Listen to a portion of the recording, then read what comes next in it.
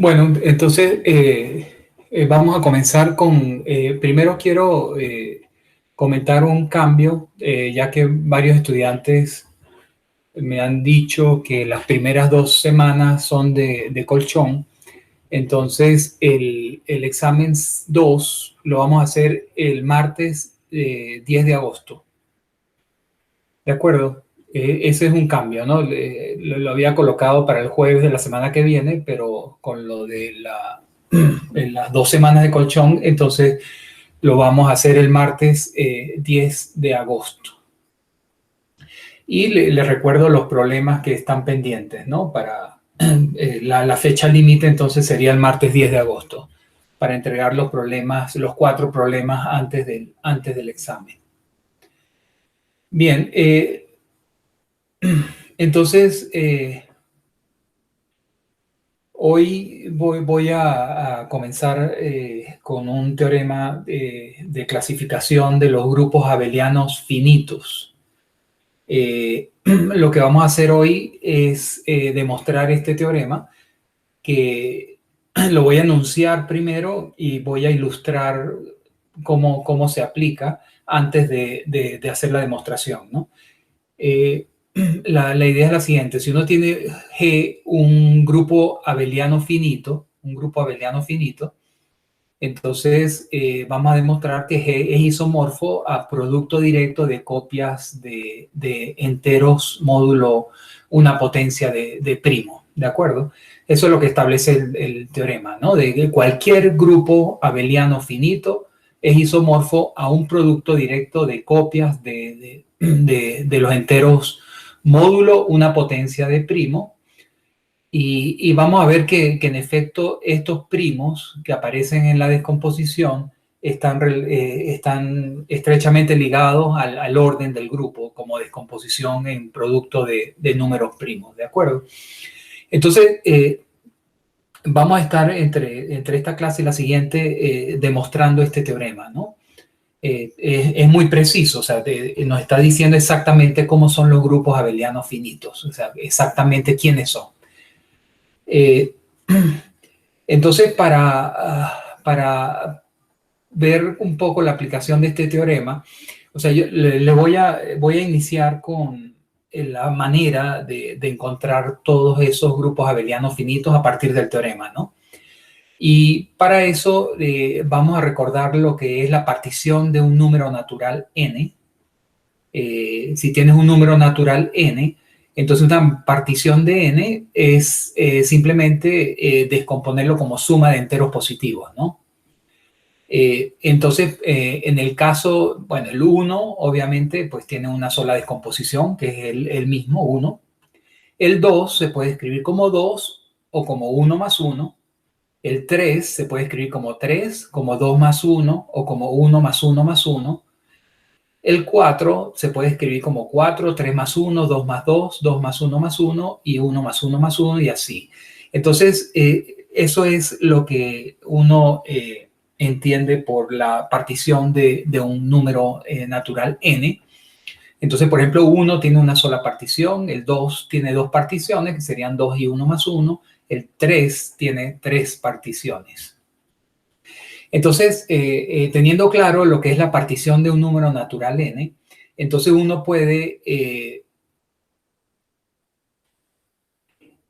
hallar todos los, por ejemplo, cuáles son todos los grupos abelianos de orden 720. Entonces, para que se den una idea de cómo funciona el teorema de fundamental de grupos abelianos finitos, entonces lo que vamos a hacer es descomponer el 720 como producto de potencias de primos. Entonces, 720, esta es su descomposición, y lo que vamos a ver son los exponentes de esa descomposición en producto de potencia de primo. Fíjense que los exponentes en este caso 4, 2 y 1, y entonces vamos a mirar las particiones de esos exponentes. Las particiones de 4 ya las había comentado, tienen estas 5 formas de descomponer 4 como suma de enteros positivos. El 2, que es el otro exponente que aparece aquí, pues tienes dos maneras de escribirlo, y el 1, pues una sola.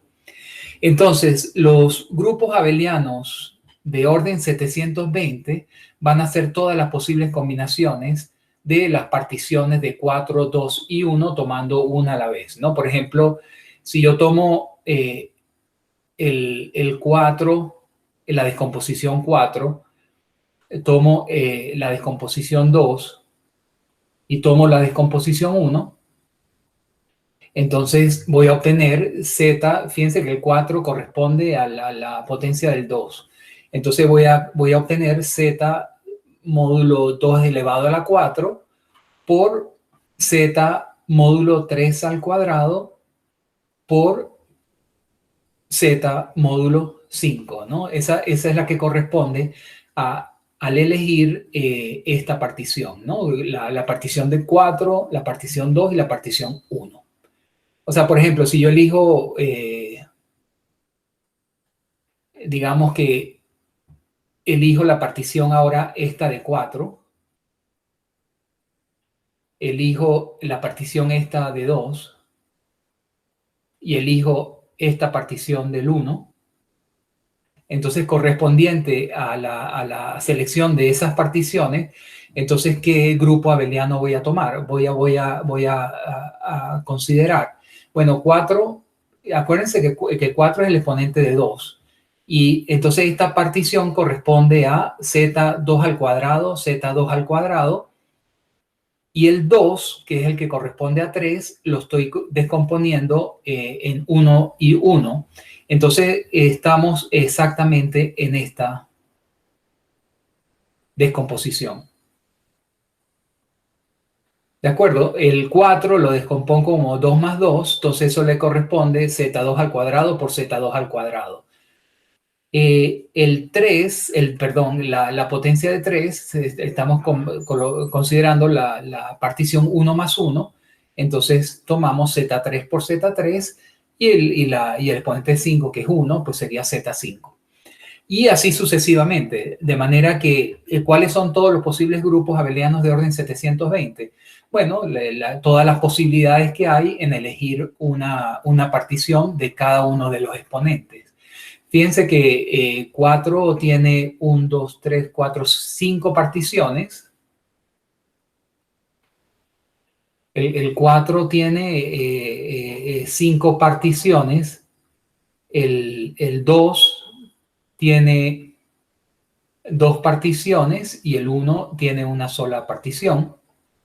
Entonces, ¿cuántas formas posibles hay de construir estos productos? Bueno, sería el producto de 5 por 2 por 1, ¿no? De manera que al final habría 10 posibles grupos, 10 posibles grupos abelianos de orden 720.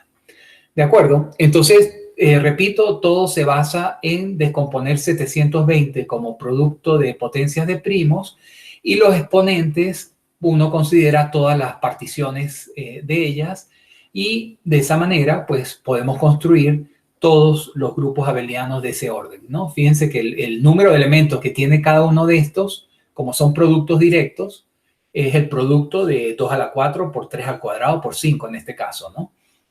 Y así sucesivamente. Entonces, de esa forma, pueden obtener todos los grupos abelianos de cualquier orden, ¿no?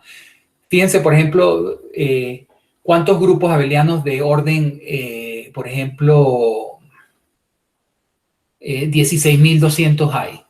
Claro, no los voy a escribir todos, pero sí les puedo decir cuántos exactamente hay.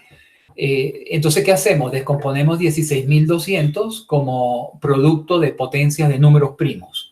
Y aquí aparece entonces, digamos, los exponentes son 4, 3 y 2. Y entonces vamos a ver, vamos a considerar todas las posibles particiones del 4, 3 y 2. Entonces 4 tiene 5 particiones, el 3 tiene 3 particiones y el 2 tiene 2 particiones. Entonces, al final, ¿cuántos grupos abelianos de orden 16.200 hay? Bueno, va a haber 5 por 3 por 2, que son 30 grupos abelianos de orden 16.200, ¿no? ¿Y cómo se hallan todos esos 30 grupos abelianos? Bueno, aquí está de nuevo un ejemplo, ¿no? Por ejemplo, correspondiente, si consideramos la partición de 4, del 4, 2 más 1 más 1. Consideramos la partición de 3, 2 más 1. Y consideramos la partición de 2, 1 más 1. Entonces, correspondiente a estas particiones, el grupo abeliano de orden 16.200 sería, fíjense que es 2, 1, 1, entonces tomamos el exponente 2, 1, 1 en 3. Este corresponde al exponente de 3. Entonces, el 2, 1, 1 corresponde 2, 1, 1. Correspondiente a 2, digamos que el exponente es este, entonces tomamos 2 al cuadrado por 2, y correspondiente al Z5, que consideramos la partición 1 más 1, entonces sería Z5 por Z5. Entonces este sería el grupo que corresponde a la selección de estas particiones de los exponentes, ¿no? Y así sucesivamente, o sea, pueden tomar todas las posibles particiones del 4, del 3 y el 2 y pueden formar entonces todos los grupos abelianos de orden 16.200. ¿De acuerdo? Entonces, esa es la manera de aplicar el teorema fundamental de los grupos abelianos finitos. ¿Está claro cuál es la idea entonces?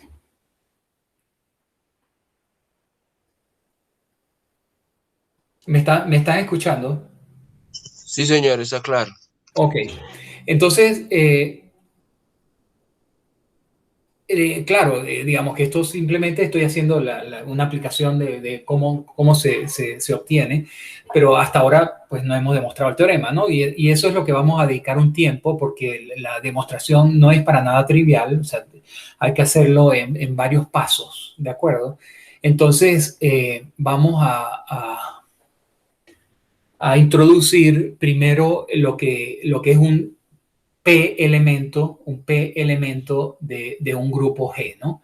Entonces partimos de P, un número primo, ¿de acuerdo? Partimos P, un número primo, tenemos un grupo G y un elemento A del grupo. Entonces decimos que este elemento A es un P elemento si el orden de A es una potencia del primo P para algún entero n mayor o igual que 0. Entonces está claro lo que es un P elemento de un grupo. Es simplemente un elemento que tiene orden, una potencia de ese número primo P. Y luego, aquí hay dos definiciones. Luego estamos definiendo qué es un P grupo, ¿no? Entonces G es un P grupo, G es un P grupo si todos sus elementos son P elementos, ¿de acuerdo? O sea, un grupo G es un P grupo si todos sus elementos son P elementos, lo que quiere decir que todos sus elementos tienen orden, una potencia de P. Entonces, recordemos, por ejemplo, el grupo diedral de 8. De 8 es un 2 grupo por la siguiente razón. Acuérdense que de 8 es el grupo de simetrías del cuadrado. Entonces, ¿cuáles son esos elementos? Bueno, tenemos por un lado lo que llamamos los flips, F1, F2, F3, F4, que son como las reflexiones alrededor de estos tres ejes, ¿no? El vertical, el horizontal y el diagonal. Y entonces, obviamente, estos tienen orden 2, ¿no? Porque si ustedes hacen el movimiento alrededor, por ejemplo, de este eje y lo aplican dos veces, vuelven los vértices a la posición inicial, ¿no? De manera que eso es la identidad. Y luego también ocurre con la rotación de 180 grados, ¿no? Si ustedes rotan 180 grados una vez y después lo vuelven a rotar por segunda vez, entonces los vértices vuelven a la posición inicial. Entonces, tanto las reflexiones con respecto a los ejes y la rotación de 180 grados tienen orden 2. Y luego están la rotación de 90 y 270. Fíjense que la rotación de 90, para llegar los vértices a la posición inicial, habría que hacerlo 90 grados 2, 3 y 4. Entonces, igual con R270, o sea, si comienza con una rotación de 270 y después vuelve a aplicar 270 y después, bueno, después de haberlo hecho 4 veces, los vértices vuelven a la posición inicial.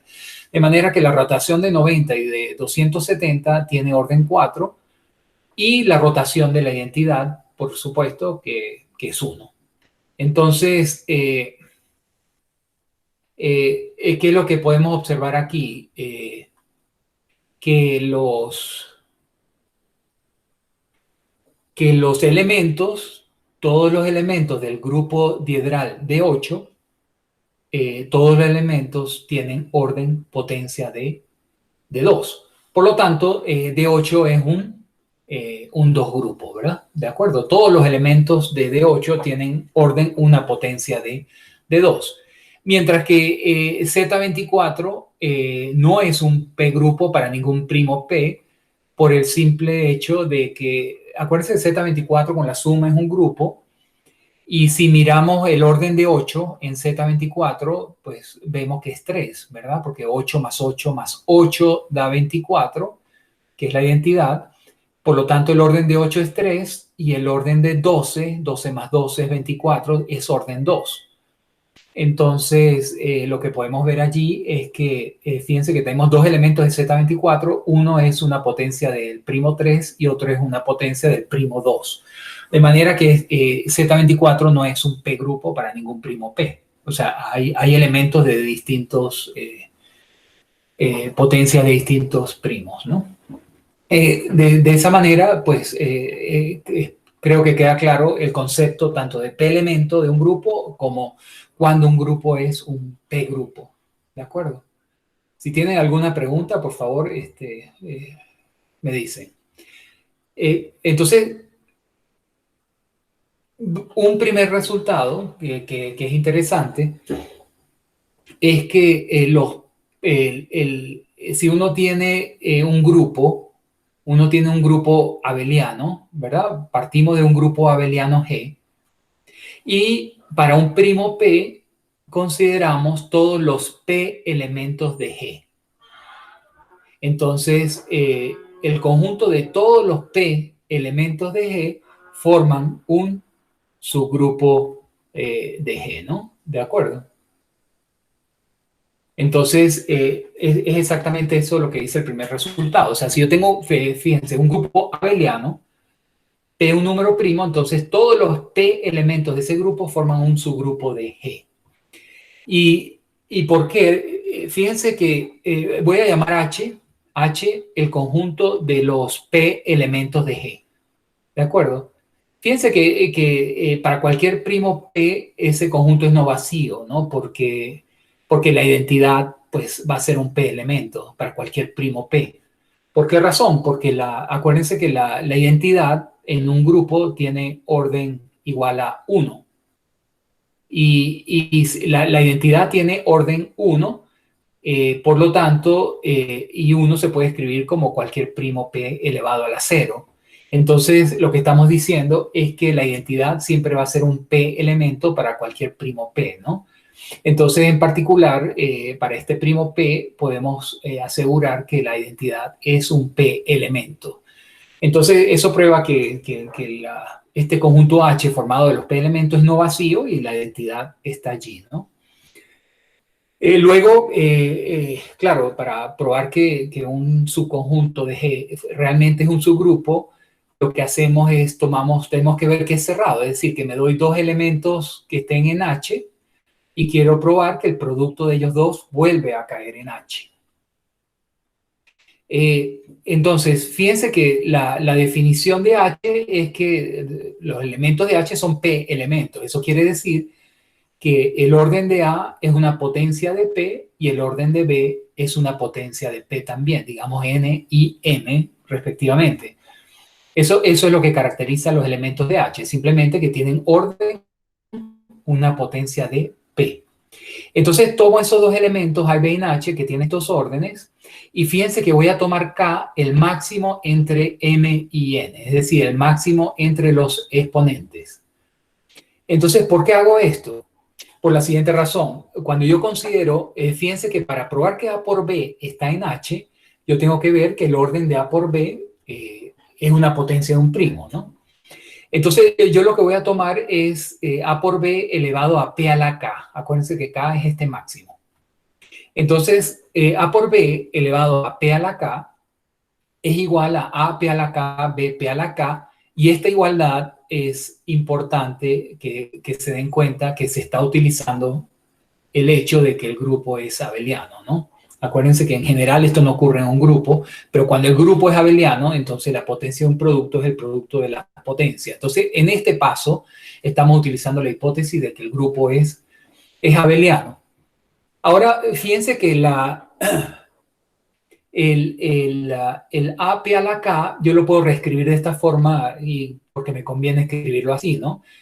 Lo puedo escribir como AP a la N multiplicado por P a la K menos N. Eso porque, claro, por la ley de exponentes, simplemente este exponente se multiplica, ¿no?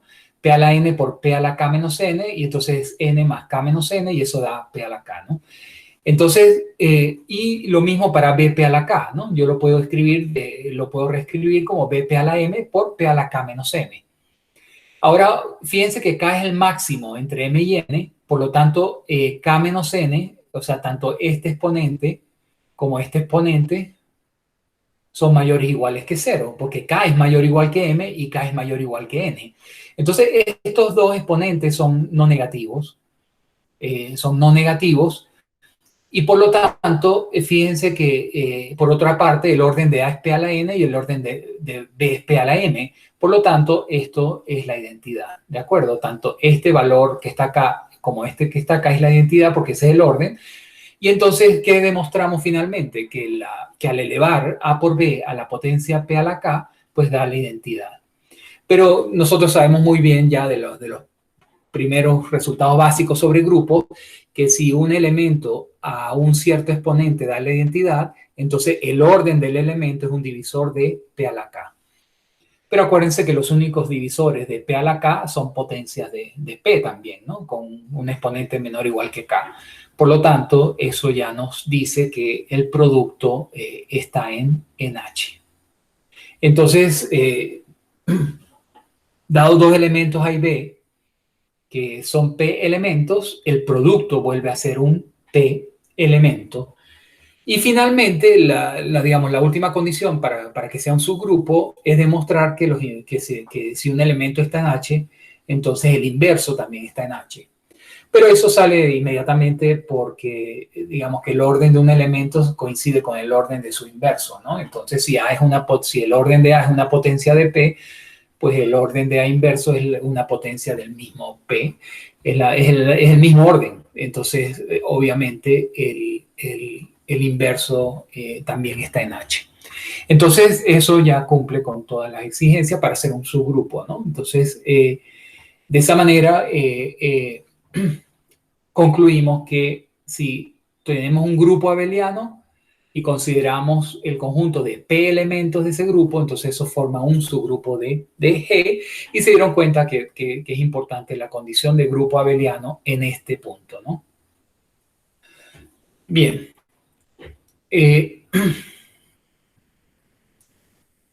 Fíjense que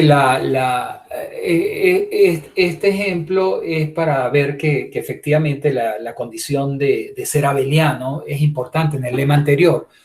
Fíjense que S3 es un grupo con la composición, recuerden, ¿no? S3 con la composición esto es un grupo no abeliano, no es abeliano, ¿no? Y se puede ver como estas permutaciones o también como las simetrías del triángulo, ¿no? Y fíjense que cuando uno mira esto, fíjense que aquí está fijo el 3 y aquí está fijo el 1, de manera que estas dos permutaciones corresponden, fijo el 3 y hago el intercambio de 1 para 2 y 2 para 1. Entonces, claro, cuando yo realizo esa operación dos veces, pues los vértices vuelven a la posición inicial. Y aquí estoy fijando el 1, este es el 1, entonces voy a hacer la reflexión alrededor de este eje, pasa el 3 al 2 y el 2 al 3, y cuando hago eso dos veces, pues todos los vértices vuelven a la posición inicial. De manera que el orden de estos dos elementos es 2, y sin embargo, el orden del producto, cuando ustedes multipliquen estas dos permutaciones, van a obtener esta permutación, 1, 2, 2, 3, 3, 1, pero esta permutación corresponde a la rotación de 120 grados, ¿no? O sea que el 1 va al 2, el 2 va al 3 y el 3 va al 1. Y entonces, claro, para volver a la identidad, pues tiene que hacer esa operación una vez, dos veces y tres veces. Entonces el orden de este elemento es 3.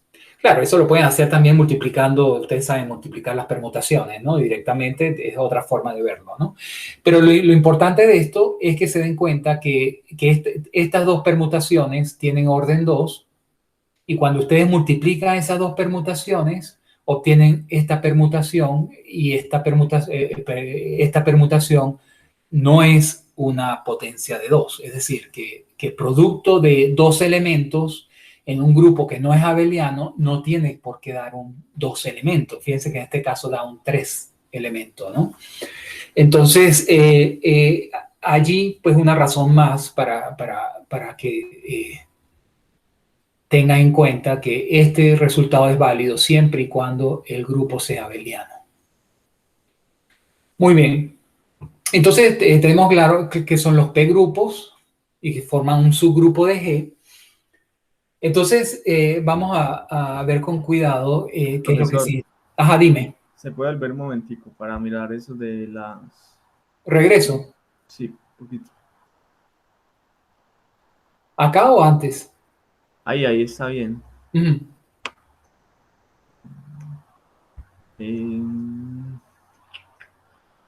O sea, es rotación y el otro simetría. Listo, profe, ya vi. Creo que sí. ¿Cuál era la duda? ¿Por dónde? No, estaba mirando qué era lo que pasaba en R180 y en la CP1, pero claro, ese es un cambio en el eje de simetría y estos son rotaciones de los lados, ¿sí? ¿Está bien? Sí. Bien. Entonces, cualquier pregunta, adelante. Vamos ahora a ver el siguiente resultado, ¿no? Yo tengo G un grupo cualquiera y tomo un elemento distinto de la identidad que tiene orden finito, ¿no? Cualquier elemento del grupo que tenga orden finito. Entonces, ese elemento se va a poder escribir como potencia del mismo elemento, ¿no? A se puede escribir como A a la N1, A a la N2, A a la NK, para algunos enteros N1, NK. Lo importante es esto, ¿no? Y donde cada una de esas potencias es un PI elemento para algún primo PI dividiendo el orden de A. ¿De acuerdo? Es decir, que yo tomo A tiene orden finito y entonces ese elemento A lo puedo descomponer como producto de potencias de A, donde cada una de esas potencias es un PI elemento, es decir, que cada una de estas potencias tiene orden, una potencia P a la I, y ese P a la I es un divisor del orden del elemento A. Fíjense que eso, de alguna forma, lo que está diciendo es que todo, y que lo vamos a necesitar más adelante, es que todo grupo lo puedo escribir como producto de los H1, HK, ¿no? Es decir, que cada elemento se puede escribir como productos de elementos donde estas potencias son, acuérdense que los H sub I son los PI elementos, digamos, ¿no? Entonces, ya verán que esta condición es importante, ¿no? Para lo que vamos a ver más adelante en el teorema de fundamental, ¿no? Pero en todo caso, lo que quiero probar es eso, o sea, que cualquier elemento del grupo, distinto de la identidad, lo puedo escribir como producto de potencias, donde cada una de esas potencias es un PI elemento y ese PI divide el orden de A. Ok, entonces, teniendo claro lo que dice el resultado, pues vamos a ver la demostración que está hecha basada en inducción sobre el número de divisores primos diferentes que tiene el orden de A. Es decir, que yo tengo A tiene orden finito Y ese, digamos que el elemento A, el elemento SA, como tiene orden finito, pues yo simplemente pues calculo cuáles son lo escribo como producto de primos. Entonces estos P1 hasta PK son los distintos primos que dividen al orden de A, ¿de acuerdo? Entonces la inducción va a estar hecha sobre cuántos divisores primos diferentes tiene el orden de A, ¿no? Repito, uno simplemente descompone el orden de A como producto de las potencias de primos diferentes y cada uno de estos, o sea, este va a tener K primos diferentes que dividen al orden de A. Entonces, fíjense que si L es igual a 1, ¿qué significa eso? Si L es igual a 1, lo que está diciendo es que hay un solo primo que divide el orden de A. Pero si hay un solo primo que divide el orden de A, lo que estamos diciendo es que el orden de A es una potencia de un primo, P. Y por lo tanto, ya A es un P elemento, y si A es un P elemento, pues simplemente tomo A a la 1, es decir, que el N1 es igual a 1, y fíjense que P es un divisor del orden de A, ¿no? Obviamente, ¿no? Entonces, el caso del igual a 1, que es la base de la inducción, funciona bien, ¿no? Para cuando el orden del elemento tiene un solo primo dividiéndolo. Ahora, bueno, la típica inducción, vamos a suponer que L es mayor que 1 y que el resultado es cierto para valores menores que L, ¿no? Entonces, tomo un elemento A, que tiene a L divisores primos diferentes, y entonces vamos a ver que, bueno, fíjense, tomo P un primo divisor del orden de A, ¿no? Sabemos que A tiene L divisores primos diferentes y L es estrictamente mayor que 1, por lo tanto tiene un divisor primo A. Y entonces fíjense que ese A, el orden de A, yo lo puedo descomponer como P a la M por Q, ¿de acuerdo? Es decir, que está el primo, entonces, y lo puedo tomar de manera que P y Q son primos relativos, ¿no? O sea, P es el número primo y lo pueden mirar como que esta es la descomposición en factores primos, es decir, Q sería el producto del resto de las potencias de los primos, ¿no? Entonces, el orden de A lo puedo descomponer de esta forma, donde P y Q son primos relativos, y claramente, o sea, digamos que si P y Q son primos relativos, también lo van a hacer P a la M y Q, ¿no? O sea, estos también son primos relativos. Entonces, fíjense que como estos son primos relativos, existen enteros U y V tales que P a la M U más Q por V es igual a 1, ¿no? Esto lo hemos manejado constantemente, ¿no? Eso ocurre cuando dos números son primos relativos. Ahora, entonces, ¿qué es lo que voy a hacer? Fíjense que el A lo puedo escribir como A, como esto es 1, como P a la M U más Q por V. ¿De acuerdo? Y esto lo separo como potencias. Entonces sería A a la P a la MU por A a la Q por V. Entonces estamos claros que el A, fíjense que ya aquí A tengo una descomposición como producto de potencias de A, ¿no? O sea, que digamos que se acerca a lo que yo quiero en el resultado. Y fíjense que lo primero que voy a notar es que este A a la QV es un P elemento.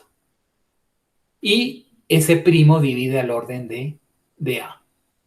Eso es lo primero que voy a notar. O sea, que me estoy acercando a lo que dice el resultado, ¿no? Que todo elemento A se puede escribir como producto de potencias de A, donde cada uno de esos son P elementos, ¿no? Ahora, ¿por qué A a la QV es un P elemento? Fíjense que si yo elevo A a la QV a la P a la M, esto es exactamente lo mismo. Bueno, meto el P a la M y saco el V, ¿no? Eso no es problema. Entonces me queda A a la PMQV, pero fíjense que el orden de A es P a la MQ. Por lo tanto, esto que está acá es la identidad y por lo tanto A a la QV elevado a la P a la M es la identidad. Pero entonces eso nos lleva inmediatamente, acuérdense que si elemento a P a la M es la identidad, entonces el orden de ese elemento divide a P a la M. El orden de ese elemento divide a P a la M. Pero fíjense que los únicos divisores de P a la M son potencias de P. Por lo tanto, el orden de AQV también es un P elemento. ¿De acuerdo? También es un P elemento. ¿De acuerdo? Y claramente, pues P también divide al orden de A. ¿De acuerdo?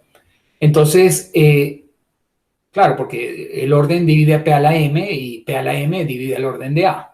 ¿De acuerdo? O sea, si el orden de AQV divide a P a la M y claramente P divide al orden de A, entonces, pues todo, al final P va a terminar dividiendo el orden de A. Entonces, ¿qué demuestra esto? Esto lo que demuestra es que este elemento ya es un P elemento, ¿no? ¿De acuerdo? Esto que está aquí ya es un P elemento. Entonces, lo que queremos ver ahora es que este que está aquí también va a ser un producto de P elementos para ciertos primos P. Y aquí es donde vamos a utilizar la inducción, ¿no? Vamos a utilizar la inducción. Y para utilizar la inducción, ¿qué es lo que tenemos que revisar? Fíjese que la inducción es sobre el número de divisores propios que tiene cada elemento. Entonces, para poder aplicar la inducción sobre este elemento, lo que tenemos que garantizar es que este elemento tiene menos divisores primos diferentes que el orden de A. ¿De acuerdo? Para poder aplicar la inducción, repito, quiero probar que este elemento que está aquí tiene menos divisores propios que el orden de A. Y entonces, ¿cómo lo hacemos? Fíjense que yo lo que voy a demostrar es que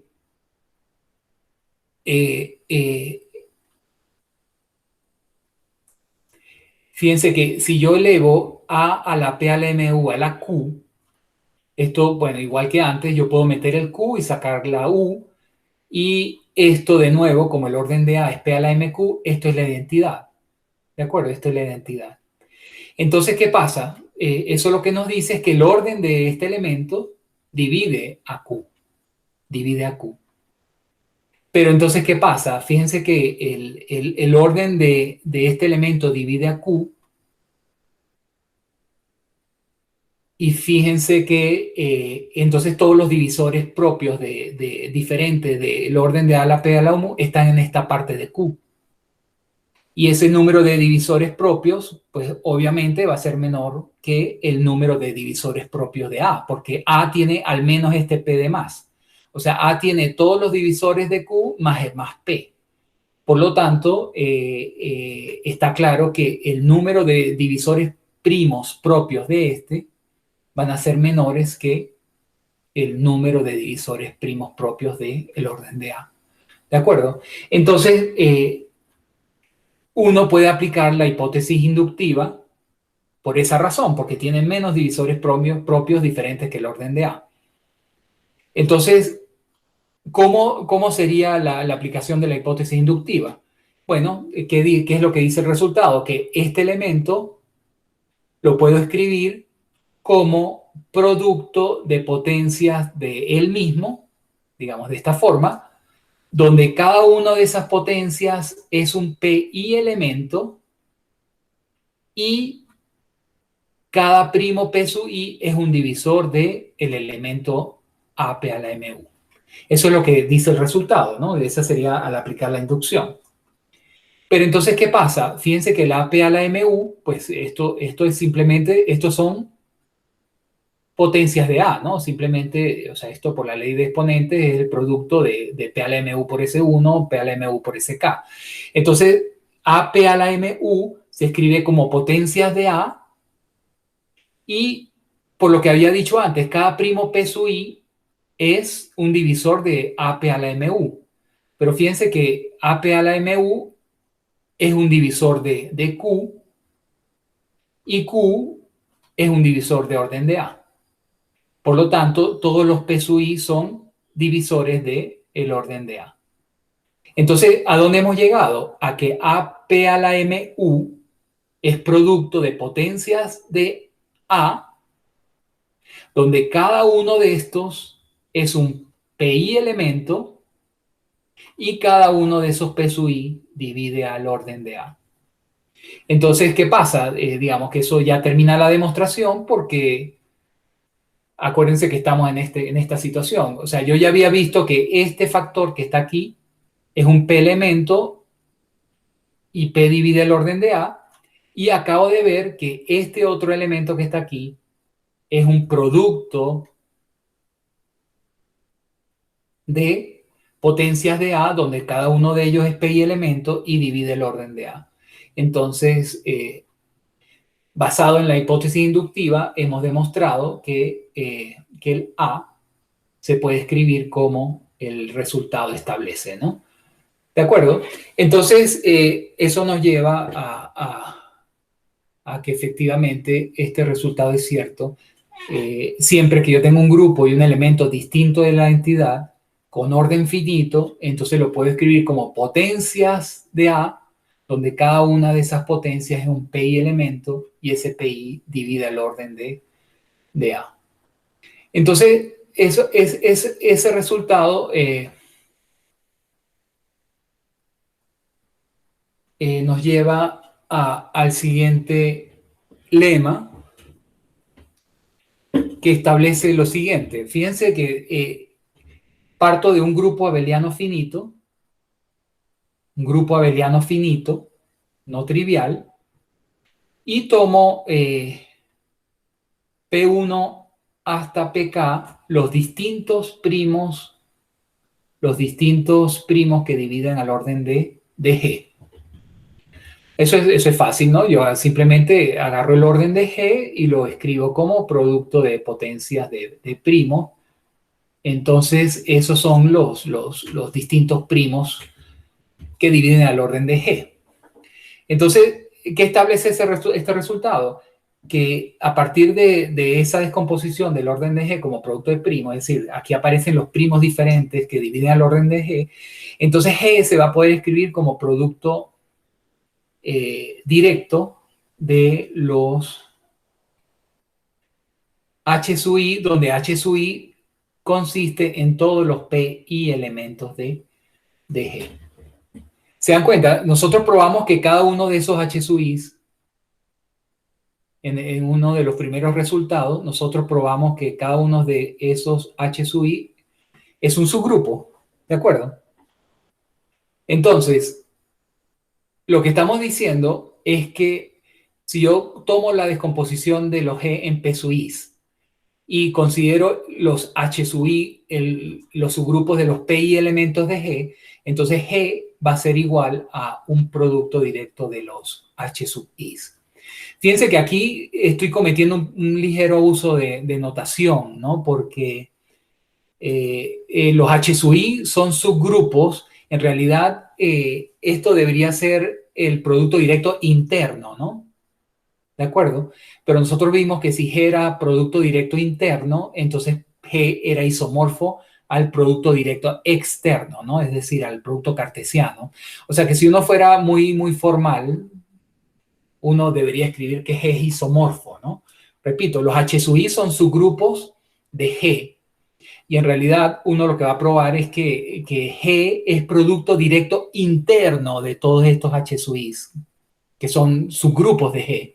Pero nosotros vimos que cuando hay un producto directo interno de subgrupos, entonces eso es isomorfo al producto directo externo, ¿no? Entonces, y fíjense cómo nos vamos aproximando cada vez más al teorema fundamental, ¿no? Ya vamos a tener una descomposición del grupo G como producto directo de subgrupos de G, donde cada uno de esos subgrupos de G está formado por PI elementos. Bien, entonces, para probar esto, lo que, como ya comenté, lo que vamos a demostrar es que G es producto directo interno de estos subgrupos H1 hasta HK.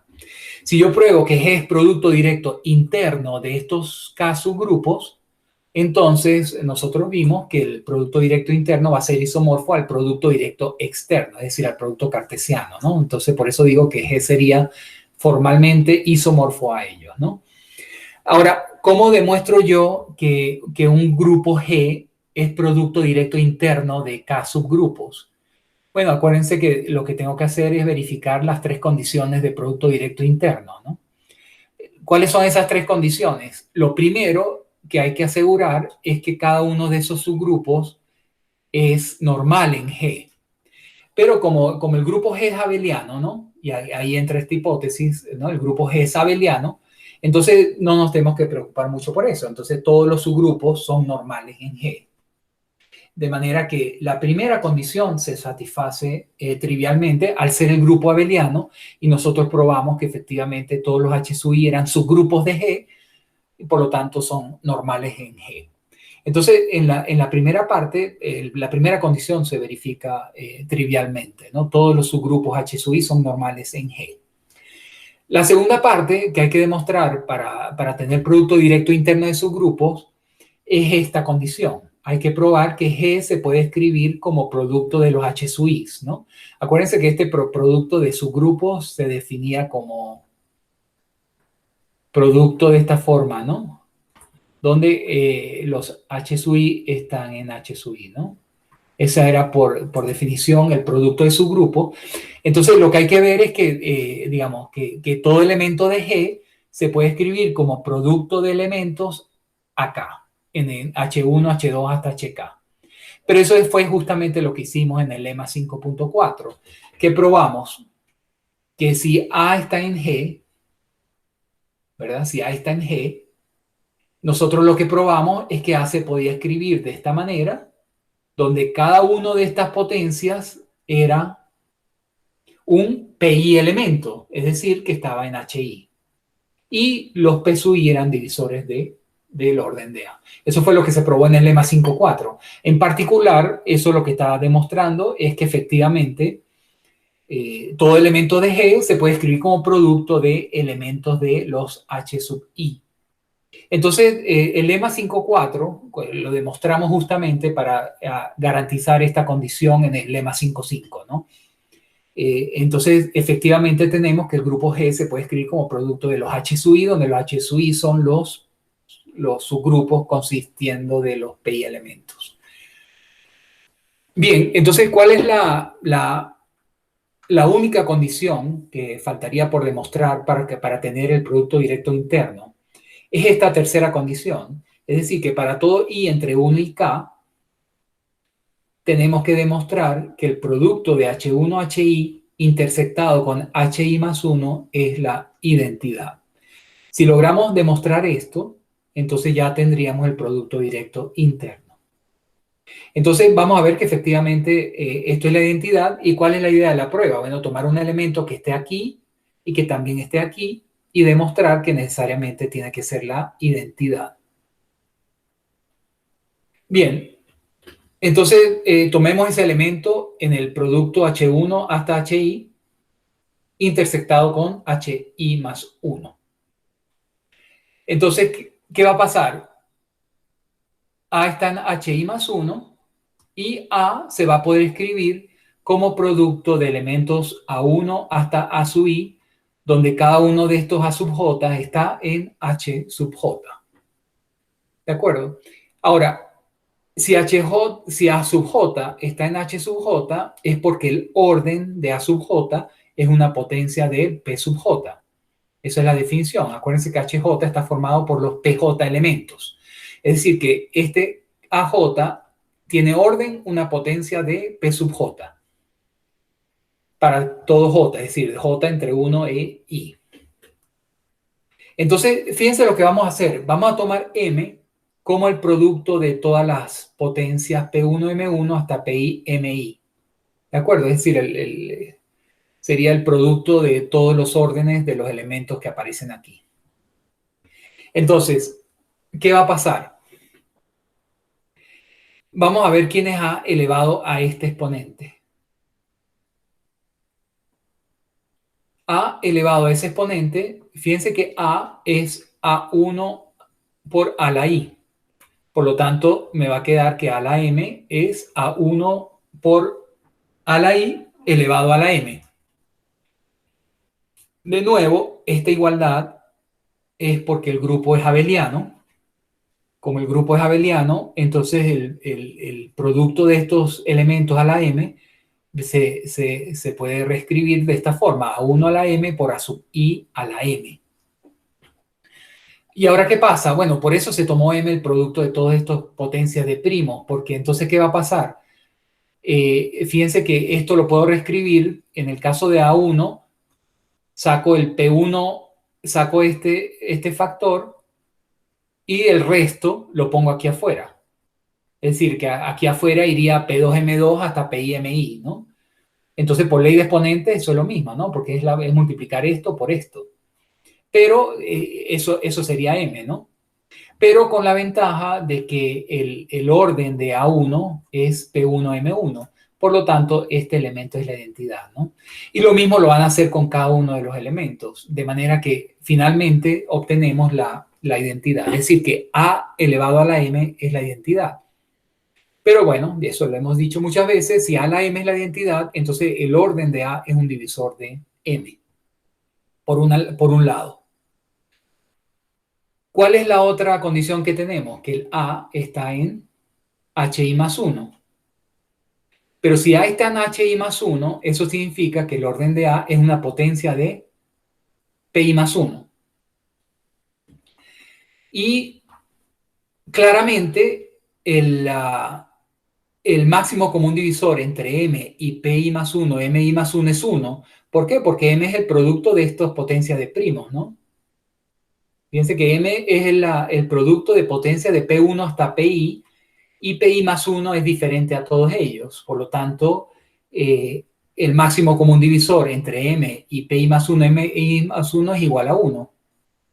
Pero fíjense que el orden de A divide a M y el orden de A divide a esto. Entonces, eso obliga a que el orden de A tiene que ser igual a 1 y por lo tanto A es la identidad. ¿Está claro? O sea, digamos, ¿hay alguna duda sobre esta demostración? Si tienen alguna pregunta, pueden plantearla ahora, ¿no? Fíjense que al final la condición de estar en los dos lo que obliga es que A tiene que ser la identidad. Por lo tanto, fíjense que pudimos demostrar que se cumplen las tres condiciones. O sea, ¿qué demostramos? Que G es el producto directo interno. G es producto directo interno de los subgrupos H1 hasta HK. Y si es producto directo interno de H1 hasta HK, entonces, por el teorema de la sección 5.1, entonces G va a ser isomorfo al producto directo externo de los HI también, ¿no? ¿De acuerdo? Bien. Entonces, ¿qué es lo que tenemos? Que cualquier grupo abeliano finito se puede escribir como producto directo externo de los H sub i's, donde los H sub i son los subgrupos que consisten en los pi elementos.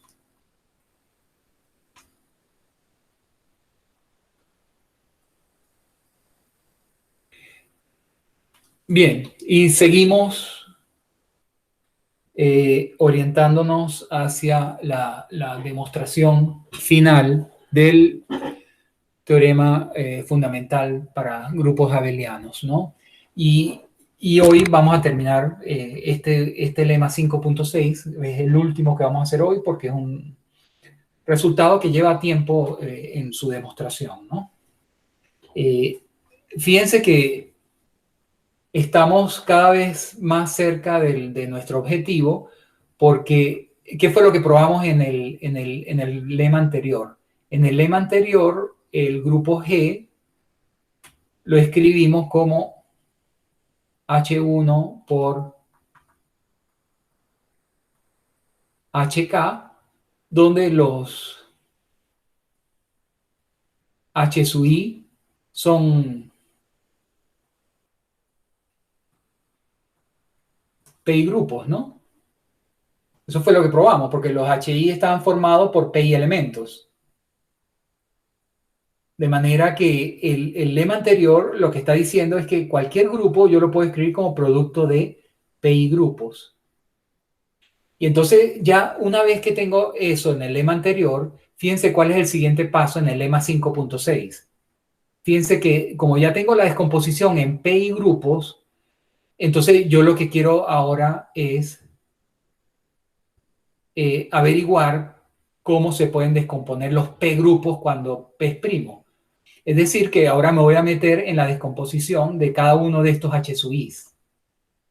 Y fíjense que lo que hace este lema es que si yo tengo un P grupo, entonces ese P grupo yo lo voy a descomponer como el generado por A, donde A es el elemento de mayor posible orden del grupo.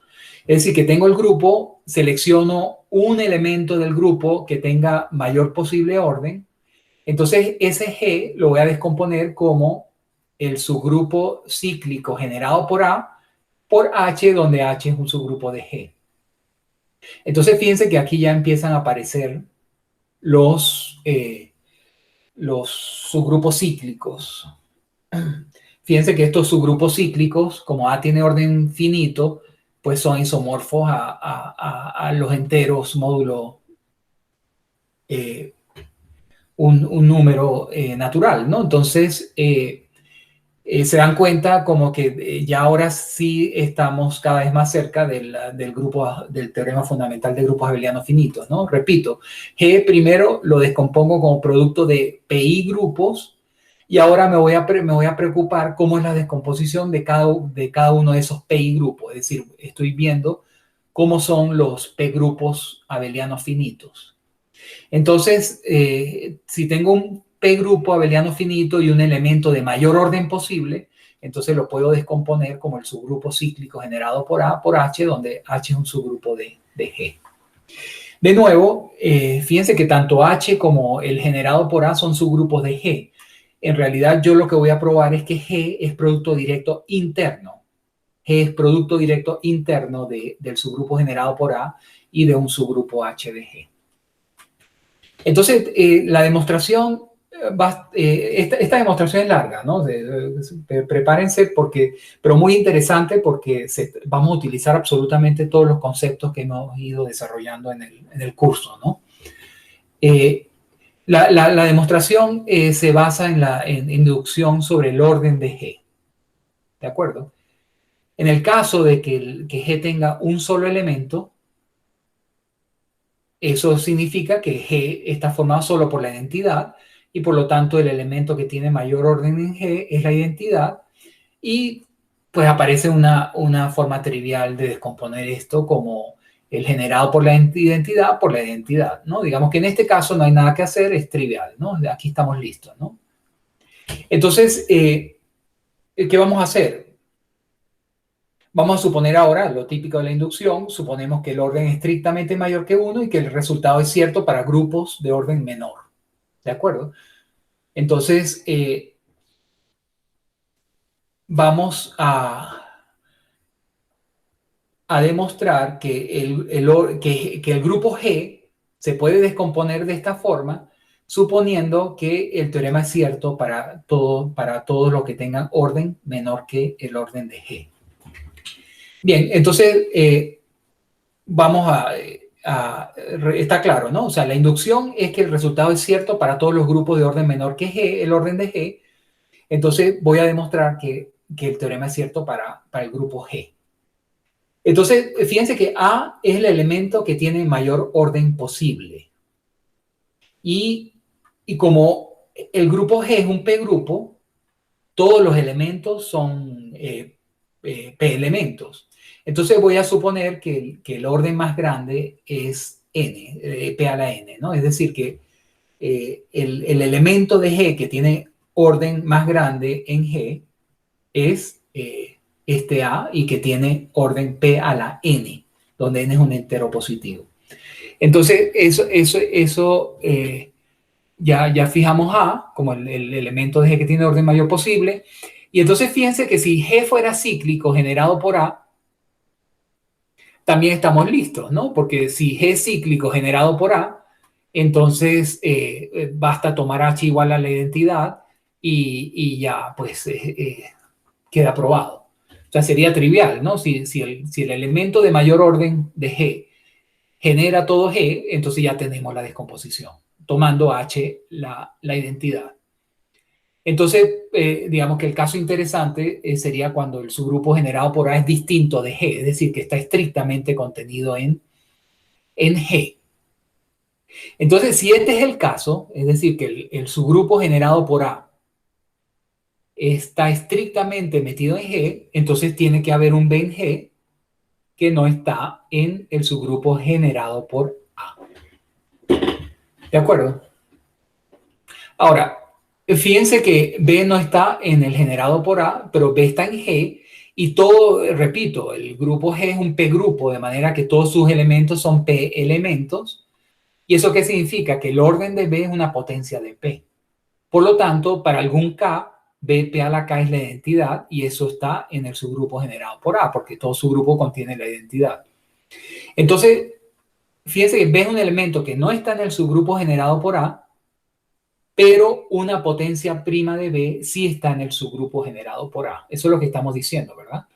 Es decir, que B es un elemento que no está en el subgrupo generado por A, pero existe una potencia P a la K tal que BP a la K está en el subgrupo generado por A.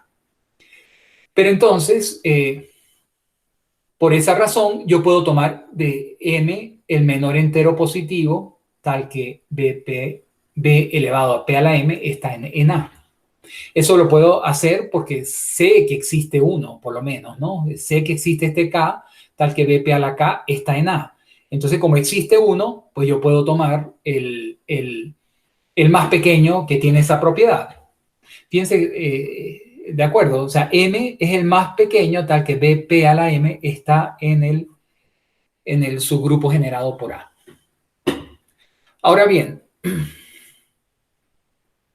consideremos el elemento que le vamos a restar 1 aquí a M. ¿De acuerdo? Y lo voy a llamar C. C es B, P a la M menos 1. O sea, le voy a quitar 1 acá. Y claro, al quitarle 1, como este era el más pequeño que tiene esta propiedad, entonces está claro que este C no puede estar en el subgrupo generado por A, porque M menos 1 es más pequeño que M. Y este M es el más pequeño que tiene esa propiedad.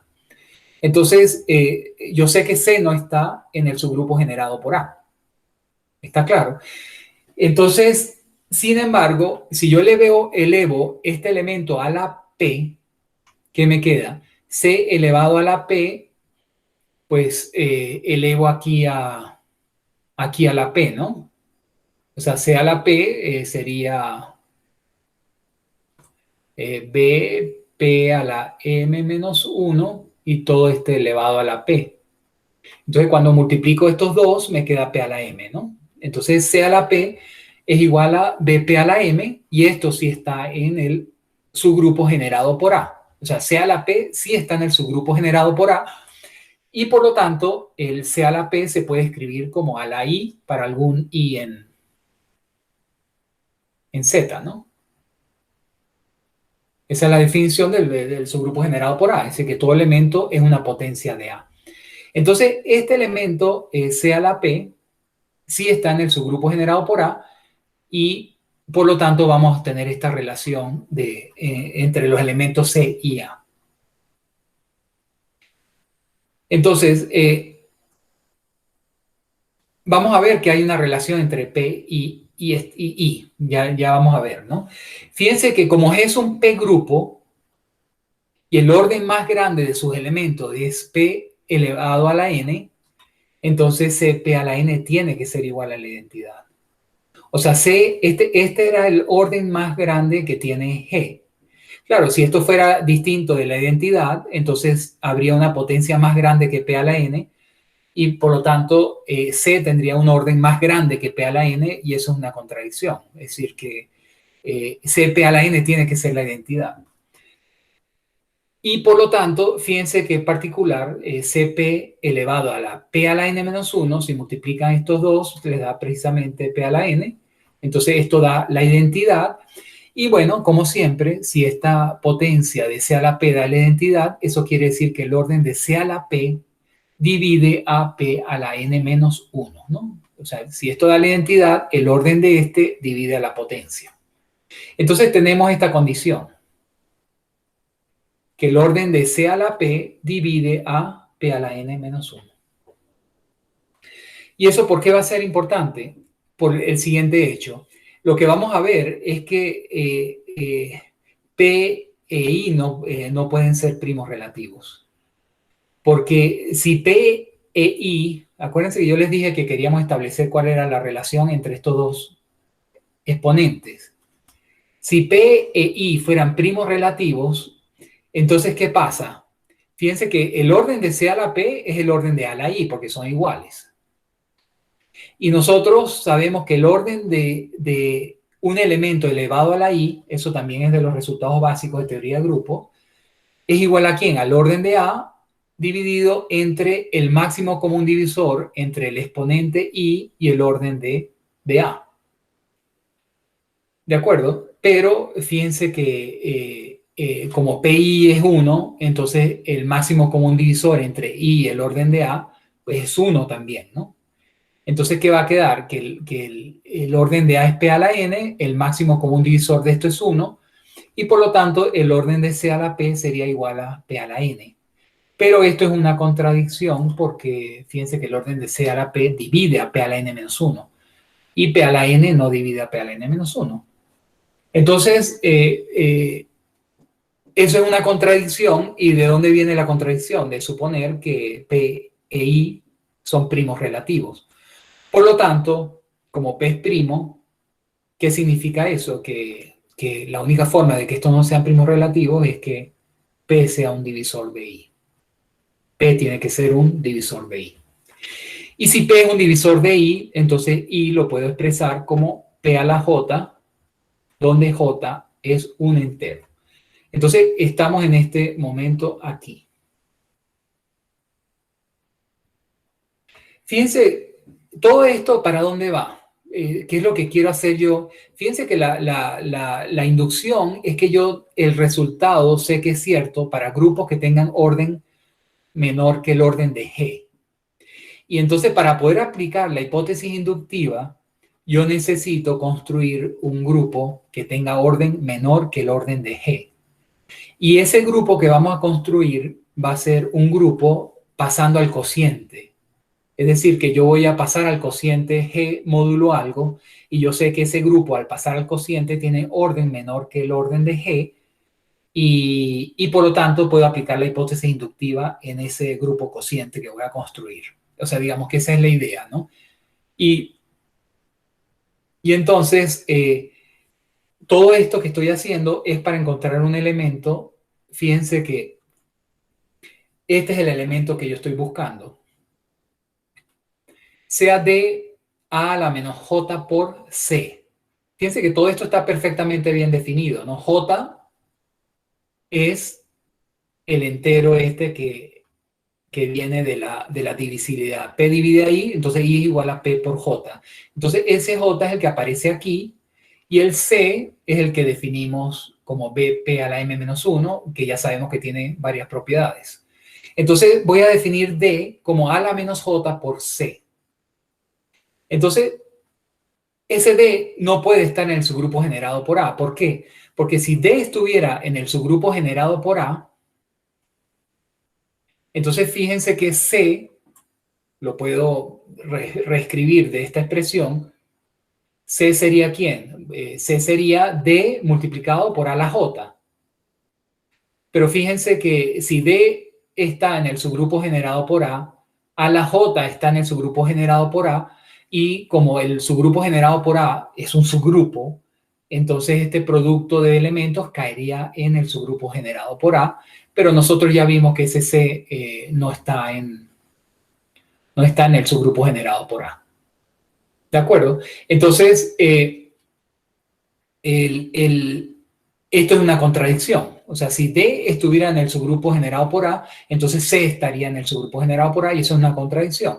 Por lo tanto, ese elemento D no pertenece al subgrupo generado por A, Y sin embargo, o sea, cuando calculamos la potencia P de ese elemento D, fíjense que obtenemos D a la P, ¿quién va a ser? Bueno, elevo a la P aquí, elevo a la P aquí, elevo a la P aquí, entonces va a quedar A a la menos JP por C a la P. Pero acuérdense, a ver, a la J por P es I. Entonces me queda A a la menos I por C a la P. Y acuérdense que C a la P es exactamente a la I. Entonces esto me da la identidad.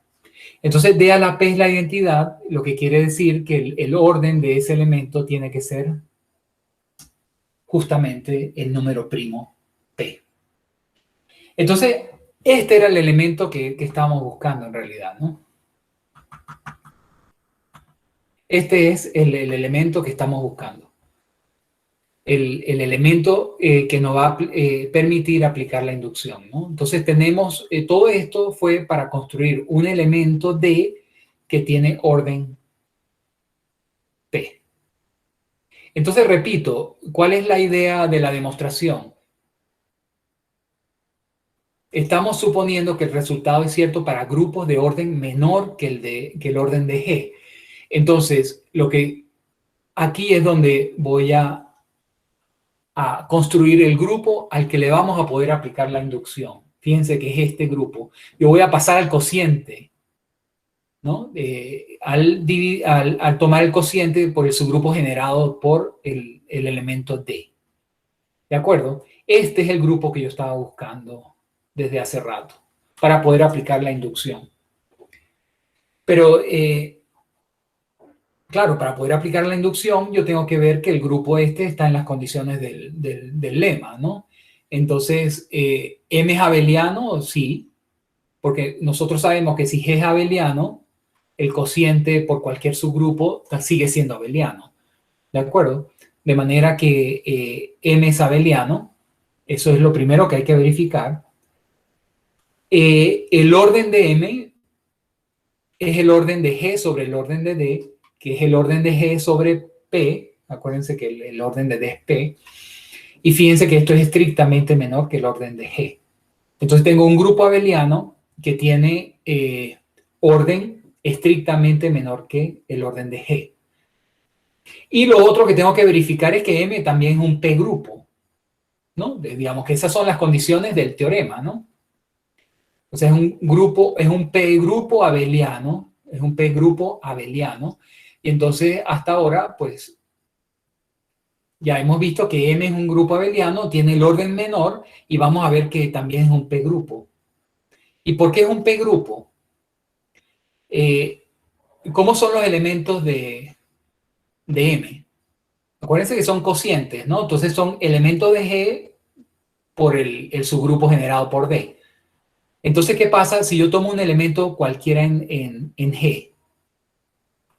Entonces, el orden de este elemento es un divisor del orden de X. Eso también lo habíamos visto antes, ¿no? ¿Por qué razón? Porque, digamos, si el orden de X es R, cuando yo elevo a la R, XD, acuérdense que estos son clases, ¿no? Estoy hablando de la clase lateral izquierda aquí. Entonces, la clase lateral izquierda de X en este subgrupo es X a la R por el subgrupo D. Y como X tiene orden R, esto da la identidad y esta es la identidad del cociente.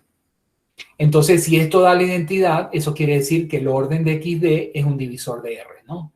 Entonces, ¿qué estamos diciendo? Fíjense que cualquier elemento de M es de esta forma, ¿no? O sea, los elementos de M son de esta forma y el orden de ese elemento es un divisor del orden de X, pero X es un elemento que está en G y G es un P grupo. Por lo tanto, el orden de X tiene que ser una potencia de un primo, ¿no?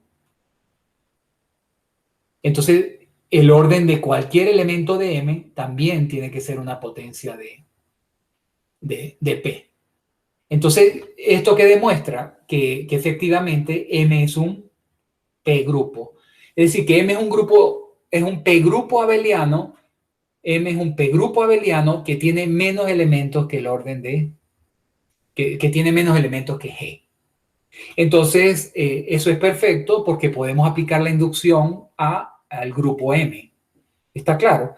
Ese es el objetivo, ¿no? Estamos buscando un grupo que tenga menos elementos que el orden de G y que satisfaga las mismas condiciones. Bien. Entonces, ¿qué es lo otro que quiero para poder aplicar la hipótesis inductiva? Lo que quiero ver es que este elemento, el correspondiente a en el conjunto cociente M, en el grupo cociente M, también tiene orden máximo. ¿De acuerdo? ¿Qué pasa? Si yo pruebo que este elemento de M tiene orden máximo, pues entonces ya puedo descomponer a M como el subgrupo generado por este, multiplicado por un subgrupo de M. Esa sería ya aplicar la inducción, ¿no? O sea, si yo demuestro que este tiene orden máximo, entonces yo puedo aplicar la inducción perfecta. Entonces, vamos a ver que el orden de A por D es P a la N. Y eso es suficiente, porque acuérdense que todos estos órdenes dividen a los órdenes de los elementos de G y este es el máximo orden de G, ¿no? Entonces, con esto sería suficiente. Entonces, sabemos que A digamos, la clase del AD divide al orden de A y el orden de A es P a la N, ¿no? Entonces, ya sabemos que el orden de A por D tiene que ser una potencia de P. Y fíjense que lo que voy a ver es que no puede ser menor. O sea, digamos, lo que quiero ver es que el orden de A por D no puede ser menor que P a la N. Porque si fuera menor que P a la N, o sea, suponte que el orden de esto fuera menor que P a la N, entonces tendríamos que elevado a la P a la N menos 1, esto sería la identidad en M, ¿no? Acuérdense que esta es la identidad en M. Entonces, dígame. ¿Hay alguna duda aquí o no? Entonces, repito, yo quiero demostrar que la clase lateral izquierda de A es P a la N. Entonces, supongamos por un momento que fuera menor que P a la N. Si fuera menor que P a la N, entonces elevado a la P a la N menos 1 sería la identidad. Pero fíjense que esto ¿quién es? Cuando uno desarrolla esto, eso me estaría diciendo que entonces A elevado a P a la N menos 1 estaría en D, ¿no? ¿De acuerdo? Porque esto que está aquí es ¿quién? Esto que está aquí es A la P a la N menos 1 por esto. Y estas dos cosas son iguales si solo si este elemento está en el generado por D. Eso es la igualdad en clases laterales izquierdas, ¿no? Ahora, ¿qué pasa si esta potencia está en el subgrupo generado por D? Fíjense que AP a la N menos 1 es distinto de la identidad. Eso lo sabemos porque el orden de A es P a la N. Entonces, como está en el subgrupo generado por D, entonces ¿eso qué quiere decir? Que AP a la N menos 1 es una potencia de D y ese S no es 0 por esta razón y tampoco es P. ¿De acuerdo? No es D a la P porque D a la P también es la identidad, ¿no? Acuérdense que D a la P es la identidad.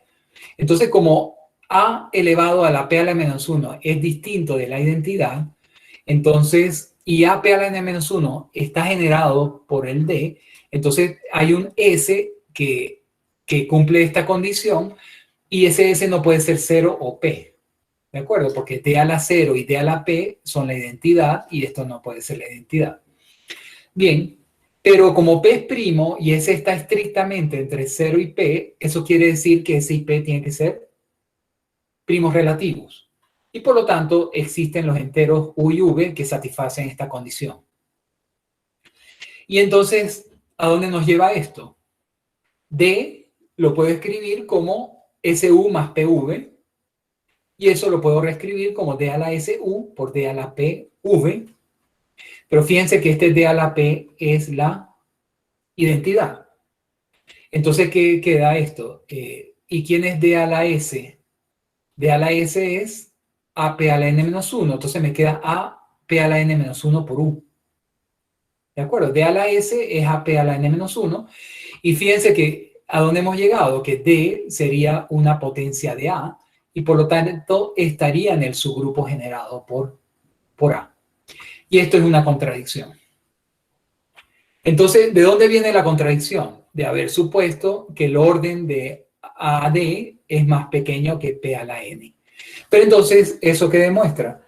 Que efectivamente el orden de la clase lateral izquierda AD es exactamente igual a P a la N. Entonces, fíjense que ya tenemos todos los ingredientes para aplicar la hipótesis inductiva, ¿no? O sea, tenemos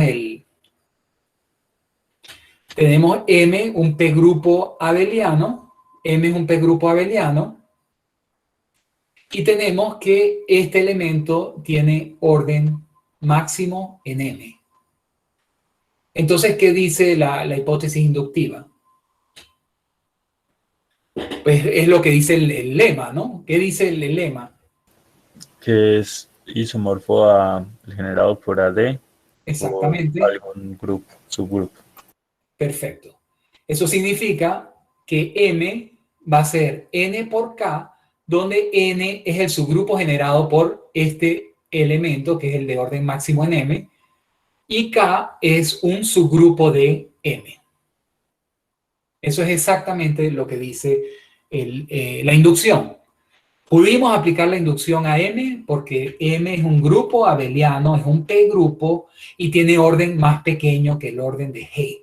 Entonces, aplicamos la hipótesis inductiva y tenemos la descomposición para M como producto del generado por el de mayor orden por un subgrupo de M. Ahora, fíjense que seguimos aquí aplicando la teoría de otros capítulos anteriores, ¿no? Porque recuérdense que ¿quién es M? M es... un grupo factor. Exactamente, el grupo factor G sobre el generado por el elemento D. Ahora, K tiene que ser otro grupo Dime. factor. K también tiene que ser otro grupo factor, digamos H. Exactamente, exactamente. Este K es un subgrupo de M, pero nosotros estudiamos cómo son los subgrupos de un grupo factor. O sea, si K es un subgrupo de M, K, ¿cómo es? K tiene que ser un cociente ¿de qué tipo? Justamente tiene que ser H sobre el generado por D, donde H satisface esta condición. Entonces eso viene de la teoría atrás, ¿no? Como M es el cociente del grupo G partido por el generado por D, bueno, esto no tenía que escribirlo, porque ya lo tenía escrito aquí, ¿no? Como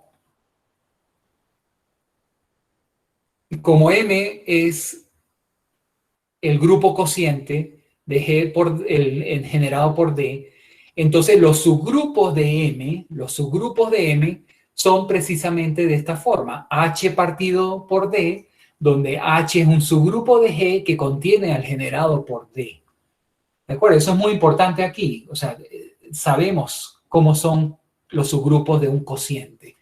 Entonces K yo lo tengo ya claramente quién es, y entonces fíjense que aquí aparece un subgrupo de G. Y entonces lo que voy a demostrar, y fíjense que ya estamos llegando o sea, se ve más claro a dónde queremos llegar. Lo que vamos a demostrar es que el grupo G se puede descomponer como producto del subgrupo generado por A por H, donde H es este subgrupo que proviene del subgrupo K de M al aplicar la inducción. Fíjense lo interesante de todo esto, ¿no? Es decir, que todo lo que hemos estado haciendo es buscando quién es el candidato H, quién es el subgrupo de G que me va a permitir hacer la factorización aquí. Entonces, repito, ese H proviene del K, que es un subgrupo de M, y los subgrupos de M son de esta forma, ¿no? Entonces, ahí es donde aparece el subgrupo de H que estamos buscando. Y ese H proviene de toda una construcción para poder aplicar la inducción a un grupo M que tenía orden menor que el orden de G, que también era un grupo abeliano, que era un P grupo, y pudimos determinar cuál era el elemento o uno de los elementos de M que tiene mayor orden. ¿De acuerdo? Entonces, al aplicar la inducción a M, aparece el H que nosotros buscábamos. Este es el H que nosotros estamos buscando. Entonces, claro, ya ahora lo que nos queda es demostrar que efectivamente G es producto de estas dos cosas y estaríamos listos, ¿no? Ahora, fíjense que aquí, de nuevo, uno comete el abuso. En realidad, estos son isomorfos. Lo que voy a probar, fíjense que tanto el subgrupo generado por A como H son subgrupos de G. Entonces, lo que yo realmente voy a probar es que G es el producto directo interno de A y de H. Eso es lo que yo voy a demostrar. Entonces, bueno, aquí vamos otra vez con las condiciones, ¿no? ¿Cómo demuestro yo que G es el producto directo interno del generado por A y H? Primero, hay que preocuparse por la normalidad, pero de nuevo, G es un grupo abeliano. G es un grupo abeliano, ¿no? Por hipótesis. Y como G es un grupo abeliano, todos sus subgrupos, el generado por A y H, son normales en G. Entonces, eso no es una preocupación para mí. La segunda, claro, habría que asegurarse que la intersección de A con H es la identidad. ¿De acuerdo? Si yo pruebo que esto es la identidad, entonces faltaría una sola condición por probar. Ahora, ¿cómo pruebo yo que esta es la identidad? Pues tomo un elemento que está aquí y que está en H. Los elementos de A son de la forma a la S. Entonces tomo un a la S que está aquí y supongo que está en H a la vez, ¿no? Entonces, vamos a ver que este a la S tiene que ser la identidad. Ahora, ¿qué es lo que tenemos? Fíjense que aquí vamos a estar pasando del grupo G al cociente, ¿no? Porque este es un elemento de H, pero entonces voy a considerar este elemento de... ¿Dónde está ese elemento? Fíjense que como A a la S está en H, entonces A a la S de, esta es una clase lateral izquierda que está ¿dónde? En el grupo factor N interceptado por K. Exacto, va a estar en la intersección, pero en primer lugar, lo que quiero dejar claro es que este elemento está en K. ¿Cómo son los elementos de K? Son elementos de la forma, qué sé yo, WD, ¿no? Son clases laterales izquierdas donde este W está en H. Así son los elementos de K, ¿no? Son clases laterales izquierdas donde el representante está en H. Y eso es precisamente lo que tengo aquí, ¿no? Esto que está aquí, ¿qué es? Es una clase lateral izquierda donde A la S está en H. Por lo tanto, este elemento está en K. Y por otra parte, fíjense que A a la S, así se define la multiplicación en el cociente, ¿no? Esto es lo mismo que AD a la S. Por lo tanto, es una potencia de AD. Entonces, al ser una potencia de AD, ¿eso qué significa? Que está en el generado, que es de A. Exactamente, está en N. Entonces, ¿qué hemos demostrado? Que A la S, esta clase lateral izquierda, está tanto en N como en K, pero nosotros sabemos que M sí es el producto directo interno de N y K. Como M es el producto directo interno de N y K, entonces N intersectado con K es la identidad de M, ¿no? Recuerden que estamos trabajando en M, ¿no? Y la identidad de M es esta. Entonces, ¿qué prueba esto? Esto prueba que A a la S, la clase de D, o sea, la clase lateral izquierda de A a la S, es la clase lateral izquierda de la identidad. Y por lo tanto, ¿a dónde llegamos acá? Que el orden de este elemento divide a... ¿Qué llegamos aquí? Ah, claro, claro. Nosotros sabemos que el orden de este ya vimos que era P a la N, ¿no? Entonces, el orden de AD tiene que dividir a S. ¿De acuerdo? Como esto elevado a la S es la identidad, entonces el orden de esto divide a S. Pero ¿quién es el orden de esto? Nosotros ya habíamos visto que era P a la N. Entonces P a la N divide a S. Pero que P a la N divide a S, ¿qué significa? Que A a la S es igual a P a la N por otro factor aquí, ¿no? Pero como A tiene orden P a la N, esto es la identidad. Entonces, efectivamente demostramos que la intersección es la identidad. Está claro, digamos que como esto es la identidad, ¿verdad? Estamos en M, ¿no? Este elemento elevado a la S da la identidad. Entonces, el orden de este elemento tiene que dividir a S. O sea, el orden de este elemento tiene que dividir a S, pero el orden de este elemento es P a la N. Entonces, lo que estamos diciendo es que S es un factor, es un múltiplo de P a la N. Y entonces, claro, A a la S es a la P a la N por algo, y eso es la identidad. Y eso era lo que quería probar, ¿no? Que esta intersección es igual a la identidad. Entonces, por ahora todo va perfecto, ¿no? Digamos que se cumplen las primeras dos condiciones. Y lo último que tendríamos que demostrar es que se cumple la tercera condición. La tercera condición, ¿cuál es? Que el grupo G se puede escribir como multiplicación del generado por A multiplicado por H. Entonces, ¿qué significa esto? O sea, digamos que yo tengo que tomar un elemento del grupo, cualquiera, tomo G, un elemento del grupo, y yo quiero ver que ese elemento lo puedo expresar como producto de un elemento de aquí por un elemento de aquí.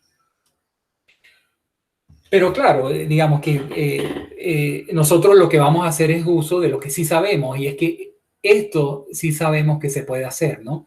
O sea, todo elemento de M, yo sí lo puedo escribir como un elemento de acá multiplicado por un elemento de acá, porque M es el producto directo interno de estos dos subgrupos. Entonces, eso es lo que voy a hacer siempre, y es lo que he estado haciendo, ¿no?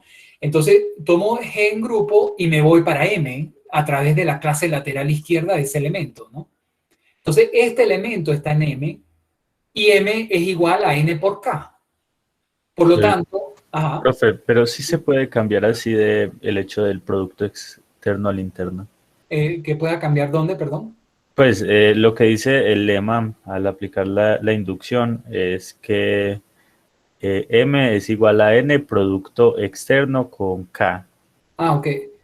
Pero Aquí. es producto externo, no interno. No, pero es que en realidad todo esto, fíjense que tanto N como K son subgrupos de M, ¿no? O sea, en realidad, esta condición en el lema, la hipótesis, se pudiera escribir como G es producto interno. En vez de ponerlo así, ¿de acuerdo? Como producto directo externo, o sea, en realidad el lema lo que está diciendo es que G es producto interno de A y H. El lema lo que está diciendo es eso. O sea, si tienes un grupo, un P grupo, y tomas un elemento del grupo, entonces G va a ser producto interno del generado por A multiplicado por un subgrupo de G. O sea, lo que pasa, repito, que uno comete el abuso porque nosotros demostramos que en realidad eso es isomorfo a esto, ¿no? Al producto directo externo de los subgrupos. Sí, y el isomorfismo sí se tiene, pero, sí, pero puedo pasar de isomorfismo a producto interno cuando G es abeliano y esos grupos son normales y además solo tienen la identidad en común. Sí, lo que quiero decir es que si tú, fíjate, el lema, si lo planteas así, ¿no? Entonces G es producto directo interno de A y H. O sea, olvídate del isomorfismo y plantea el lema como G es producto interno de A y H. ¿Ok? Que eso implica esto, ¿no? Pero quiero decir que, imagínate que el lema lo enunciamos así, G es producto interno de A y H. Entonces, cuando aplicamos la hipótesis inductiva, ¿a qué llegamos? En realidad que M es producto interno de N y K, ¿no? ¿De acuerdo? M es producto directo interno de N y K. N y K son subgrupos de M. Entonces, en realidad lo que nosotros estamos aquí, por hipótesis inductiva, lo que estamos diciendo es que M es producto directo interno de N y K. ¿Y qué significa que M sea producto directo interno de N y K? entre otras cosas, que todo elemento de M se puede escribir como un producto de N por un elemento de K. Entonces, eso es lo que estoy usando aquí, ¿no? O sea, no sé si es que no estoy entendiendo la pregunta. No, sí. Lo que digo es que hay como un error de notación, pues un abuso de notación en el lema. Pues pasar así del producto externo al interno, pues no me parece como tan trivial. Pero ya que como usted lo plantea, sí es inmediato. Sí, lo que pasa es que el autor del libro, en un momento, bueno, no sé si lo tengo por aquí, en el... él hace esa aclaratoria en un momento dado, después que después que ya hizo el isomorfismo, ese que probamos nosotros, ¿no? Que es este teorema 5.2, donde establece el isomorfismo. Entonces, fíjate aquí. Como resultado de este teorema, vamos a hacer este pequeño abuso de notación y escribir G igual al producto cuando es el producto directo interno, ¿no? Digamos que ahí es la... Digamos que él lo está haciendo con propiedad, quiero decir, que él no está siendo arbitrario, sino que... Okay, sí. No, sí, de acuerdo. Entonces, visto este comentario del autor, una vez que demostró el teorema 5.2, pues entonces comete ese abuso, ¿no? O sea, y ese abuso lo estamos cometiendo aquí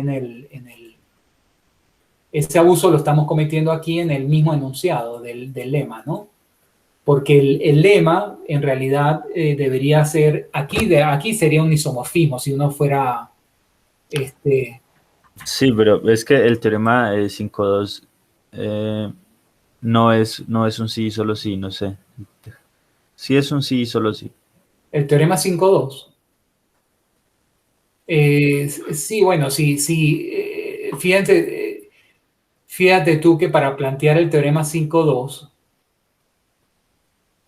bueno, déjame terminar esto y miramos un momentito No. si solo sigue el teorema 5.2, ¿ok? No, sí, qué pena, tranquilo. Sí, vamos a mirar esto para no irnos tan lejos y entonces ya discutimos un momentico el teorema 5.2, ¿no? Entonces, fíjense, lo que voy a hacer es pasar, tengo un elemento de G y quiero escribirlo como producto de un elemento de acá y uno de acá, y entonces yo uso lo que sé de M, porque M yo sí sé que es el producto directo interno de N y K. Entonces, G, la clase lateral izquierda de G, se puede escribir como un elemento de N, pero fíjense que los elementos de N son de esta forma, ¿no? Son potencias del generado por A. Entonces, G por D se puede escribir de esta forma, que este es un elemento de N, multiplicado por un elemento de K. Pero ¿cómo son los elementos de K? Son de esta forma, donde el W está en H. Entonces, G, la clase lateral izquierda de G va a ser de esta forma, porque M es producto directo interno de estos dos. Entonces, fíjense que aquí, pues esto ya es igualdad de clases laterales izquierdas, ¿no? ¿Eso qué significa? Bueno, que sabemos qué significa eso, ¿no? Digamos que G por A la T por V inverso, eso caería aquí, ¿no? Eso es cuando dos clases laterales son iguales, ¿no? Es esto que escribí aquí, ¿no? Dos clases laterales izquierdas, porque, mejor dicho, si lo quieren ver todavía mejor, esto es lo mismo que A la T por V, clase lateral izquierda, ¿no? Entonces, estas dos clases son iguales y G por el inverso de este cae aquí. Pero G por el inverso de esto cae aquí, ¿qué significa? Que G va a ser de esta forma, ¿no? Es decir, que fíjense que caiga aquí es que esto va a ser igual a un D a la L, ¿no? Que es este D a la L. Y entonces simplemente paso este para el lado derecho y me queda así. Entonces, el G lo podría expresar así. Pero ¿y qué pasa? Fíjense que la A la T está aquí en A y W y D está en H. Entonces, ¿a dónde llego? A que G va a estar en AH. ¿De acuerdo? Fíjense que este está en el subgrupo generado por A y este está en H. Entonces G está aquí. Y eso era lo que quería probar, ¿no? Es decir, que cada elemento de G yo lo puedo escribir como un elemento en el subgrupo generado por A multiplicado por este elemento, y este elemento está en H. Entonces, se cumplen las tres condiciones. O sea, se cumplen las tres condiciones, que son la normalidad, la intersección, y que G se puede escribir como producto de los dos subgrupos. Entonces, eso termina finalmente la demostración, ¿no? Del lema. Y fíjense que, digamos que esta fue la parte más larga. Ya con este trabajo que hicimos, en la próxima clase vamos a poder demostrar el teorema fundamental de los grupos abelianos finitos con facilidad, ¿no? Digamos que este resultado era crucial, ¿no? Es importante que lean, por supuesto, estas demostraciones varias veces, ¿no? Para entender claro qué es lo que se intenta hacer, ¿no? Pero sí se dieron cuenta que todo trata es de construir un grupo que tenga orden menor que el orden de G y que también satisfaga las condiciones del lema, ¿no? Entonces, ese fue el M que construimos, que tuvimos que partir a G por el generado por D, donde ese elemento D fue muy especial, ¿no? O sea, digamos que casi toda la prueba es justamente para definir quién es el D que definimos acá, ¿no? Digamos que este D es el que funciona para hacer la partición aquí, y entonces ya hacer esa partición podemos aplicar la inducción. Bueno, entonces con esto terminamos la clase de hoy.